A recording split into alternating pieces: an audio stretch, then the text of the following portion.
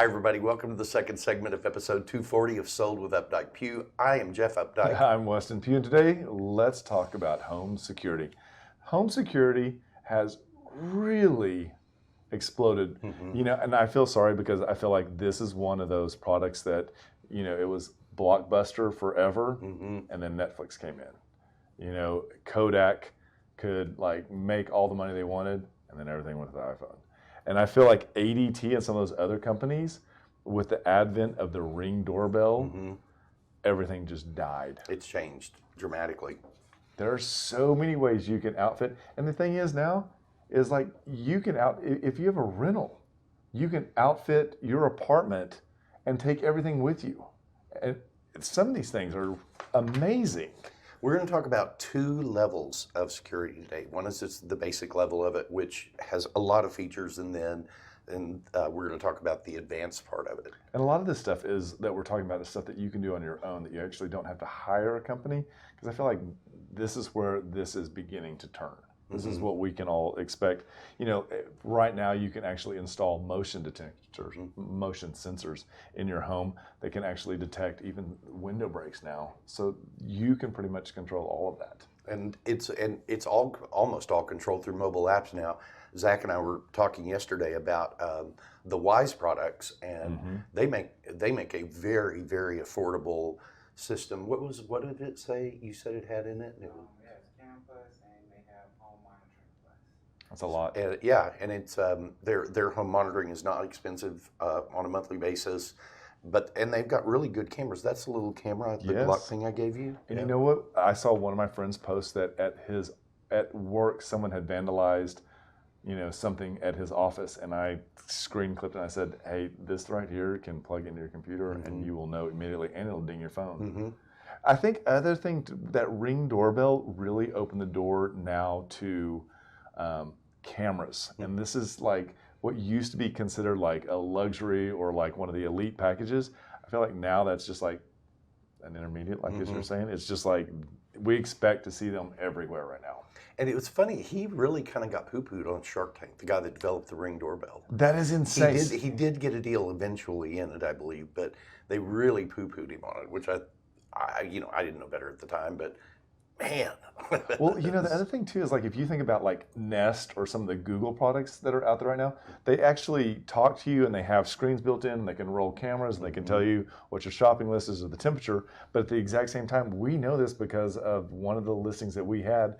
There's a recording device in those elements as well. So not everything looks like a camera right now, which is really interesting. It has changed the way you and I show properties and the way that we tell our clients to talk when they're inside of houses. Absolutely. So different. Absolutely. And then you can get over into the advanced security systems, and these security systems include things like smart sensors, two-way communication, and that is where Ring doorbells offer two-way communications, but many of the camera systems out there that are not doorbells necessarily, but are cameras, I have you're on your own. The brand just slipped away from me. Anyway, I can talk to people through my cameras. If somebody's playing around out in front of my house, that comes up on my phone, I can instantly talk to them out of that. There's a cute little video, and I wish I had queued it up for this, but there is a video that there is an 8-year-old who runs outside, hits the Ring doorbell because he knows his dad is going to answer it, and his dad is at work, and he asks his dad, "Where's the remote control for the TV?" And it's the cutest interaction. And at the end, he goes, "I love you, Dad." And that's how it ends. And I sent it to everybody in my family and said, "This is Garrett," because he's my nephew, and it would look just like something and act like something Garrett would do. So cute. And and this is all the advanced systems all get into the home automation integration, and which means you can control your locks, so you can control your alarms through Alexa or Google, or even through Siri. The interesting thing, the way that the doors are now integrated into these systems with the locks, the way you're able to create just a specific code, and that code is just good for your dry cleaning that's being dropped off, or your house cleaner, and it's only good for a certain window of time. And even in showings, we have clients that have specific codes, and those codes they'll generate, and they're only good for that 1 hour of time, which I think is really great. And it's just another way for us to control and have it like a not a super expensive way. Because back in the day, I think you'd go visit with people to have like Starlight or whatever come in and do it, and they're like, start, we're $10,000. Yeah. And now you order from Amazon, it's here today, and set it by the weekend.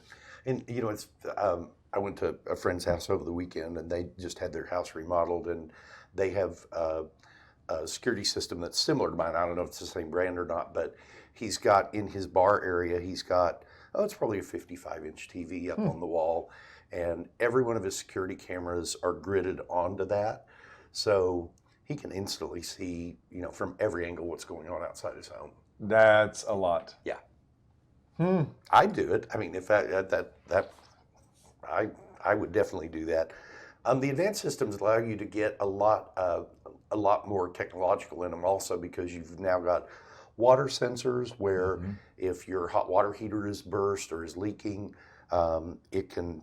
There are a variety of different smoke and fire sensors, which I didn't realize, but there are. They have ionization detectors, which are sensitive to small particles that are produced from a fast-burning fire. And then they've got photoelectric detectors that are better at sensing smoldering fires. And then they've got the dual sensors that have all that built in. They also have heat detectors and carbon monoxide detectors, which is a really interesting integration to me into the home security system. Not that it's bad, it's just like, wow, that makes a lot of sense. Especially if you're in a climate where you actually have a lot of basements. This is a really important thing. And fire, for me, you know, I'm all about getting as many sensors there are for that fire and hook those things up.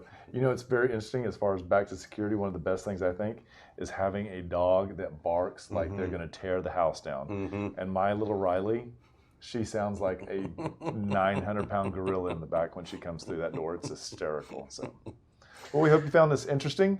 Lots of good information out there. We'd love to hear what you think is your favorite way to secure your house, or what trends you think are coming up.